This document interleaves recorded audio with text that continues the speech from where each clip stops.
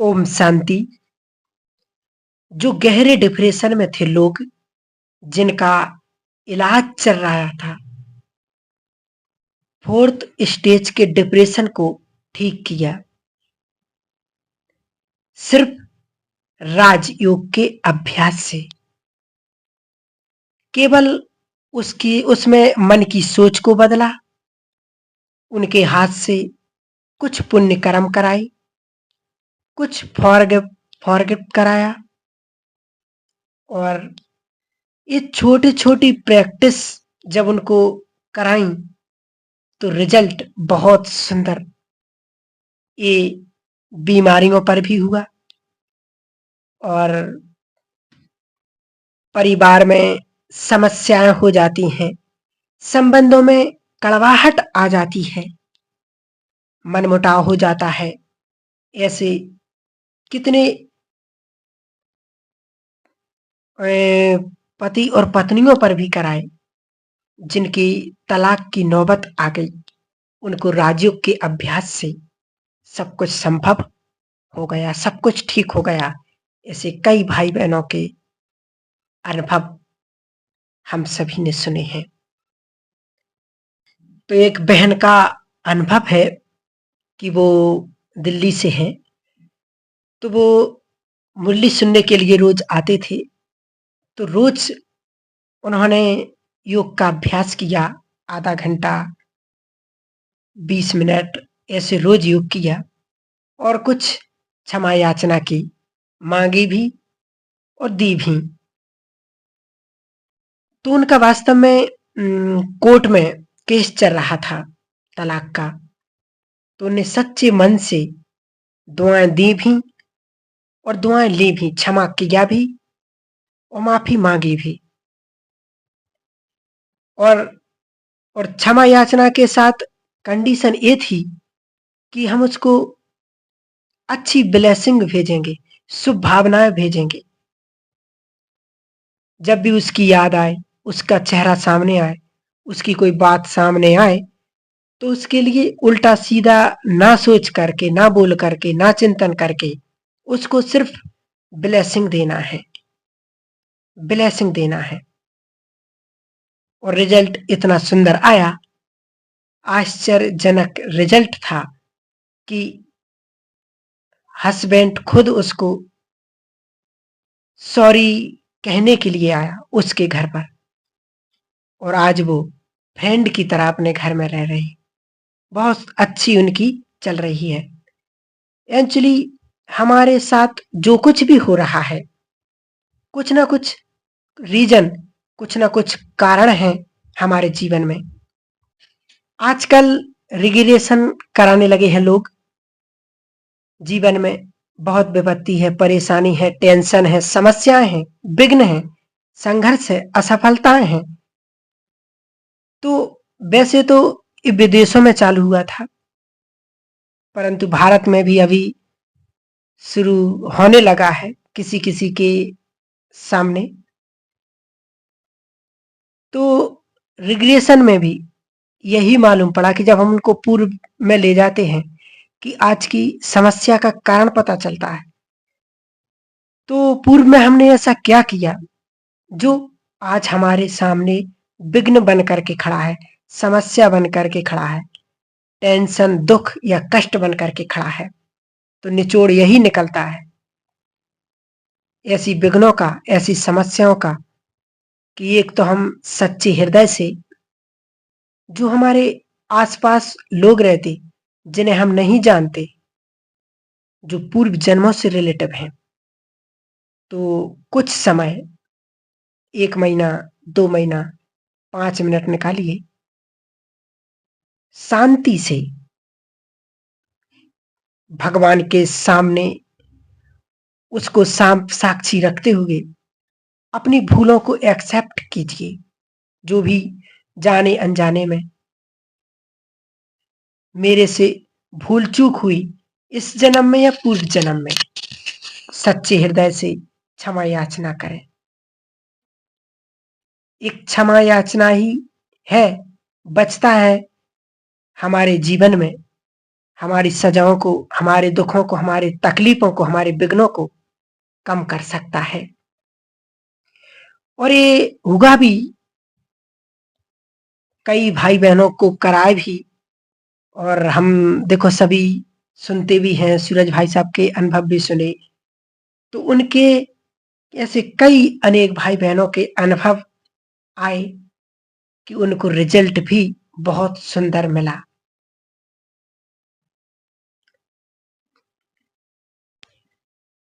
तो राजयोग के अभ्यास से हम बड़ी से बड़ी समस्या को, बड़े से बड़े विघ्न पर विजय प्राप्त कर सकते हैं।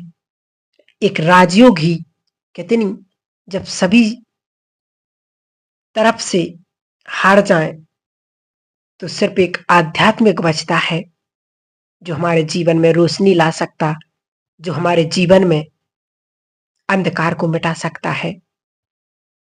तो ऐसे अनेक भाई बहनों के उदाहरण, एक माता का भी, कि जो बहुत दिनों से डिप्रेशन में थी और उसका डिप्रेशन ठीक हुआ, वो भी राजयोग के अभ्यास से। तो हम सभी भाई बहनें भी अपने योग के अभ्यास को बढ़ाते जाएंगे, क्योंकि हमारे जीवन में जब योग होगा, याद होगी बाबा की, तभी हमारे पाप कर्म कटेंगे और पुण्य की बढ़ोतरी होगी। तो हम सभी को पुण्य आत्मा भी बनना है, पुण्यों को बढ़ाना भी है, क्योंकि पुण्य वहां काम आते जहां संसार की सारी शक्तियां फैल हो जाती, वहां पर हमारे पुण्य कर्म, हमारी दुआएं काम आती हैं। इसलिए अपनी दुआओं को, पुण्य कर्मों को बढ़ाते चलें। ये समय की मांग, समय की डिमांड है। यही जीवन जीने की श्रेष्ठ कला है। सभी से अच्छा व्यवहार, सभी से सुंदर व्यवहार करें। आप सोचिए कि भगवान हमारे सिर पर हाथ रख दे तो उसका स्पर्श, उसका फील कैसा होगा। तो हमें दिन में जरूर उसका फील अनुभव करना है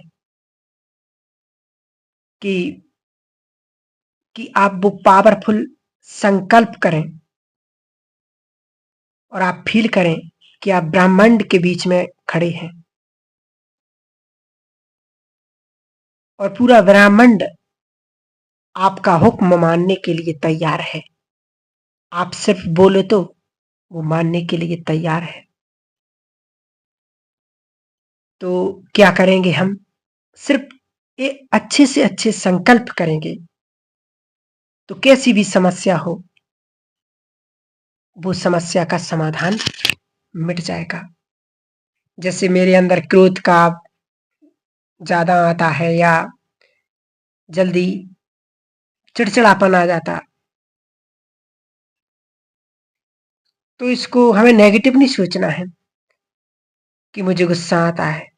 उसका रीजन ढूंढना है कि मुझे गुस्सा क्यों आ रहा है। शांति के अभाव से, शांत मन से। उस अभाव को हम जब देखेंगे तो क्रोध का प्रभाव अपने आप समाप्त हो जाएगा। और कैसे उस अभाव को भरेंगे? 5 बार सिर्फ संकल्प करें, क्योंकि वर्तमान में ही हमें करना है, प्रेजेंट में करना है। ऐसे नहीं कि आज सुना कल करेंगे। मैं शांत स्वरूप आत्मा हो जाऊंगी, नहीं, मैं शांत स्वरूप आत्मा हूं। सिर्फ 5 बार बोलिए कि मैं विथ कॉन्फिडेंस से अपने अंदर उस शांति को एक्टिवेट करते हुए कि मैं शांत स्वरूप आत्मा हूं। 5 बार बोलिए। मैं शांति सागर की संतान हूं। मैं शांत चित आत्मा हूं। मैं शांति सागर की संतान हूं। मैं शांत चित हूं। तो फिर देखना, आपका 11 दिन में ही क्रोध समाप्त हो जाएगा। सिर्फ इन संकल्पों को करने से, वो भी एक विथ कॉन्फिडेंस से, विश्वास से कि सचमुच मेरा एक क्रोध समाप्त हो जाएगा। ये भगवान के महावाक्य हैं। भगवान मुझसे कह रहे हैं तो फिर देखना आपके मन पर कंट्रोल हो जाएगा और आप उस चीज से मुक्त हो जाएंगे। तो हमें क्या करना है? सुख को याद करना है, दुख को नहीं। पहाड़ जैसा दुख है और मुट्ठी भर है सुख, परंतु पहाड़ जैसे दुख को भूल करके हमें सुख को याद करना है। जिसको हम एक्सेप्ट करेंगे वही आएगा। यदि हम सुख को एक्सेप्ट करेंगे तो दुख अपने आप भाग जाएगा और सुख आने लगेगा। तो इन संकल्पों के साथ बहुत हम पावरफुल स्थिति बना सकते हैं। तो इन अभ्यासों से भी अनेक आत्माओं की समस्याएं खत्म हुई हैं।